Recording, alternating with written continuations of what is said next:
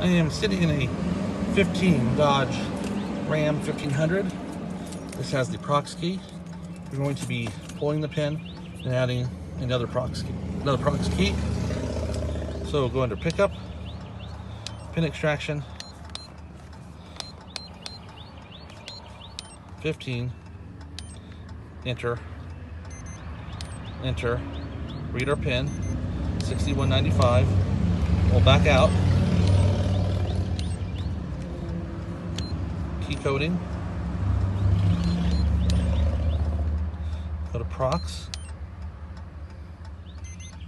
enter, you're going to program a key, enter, our pin is stored, press enter,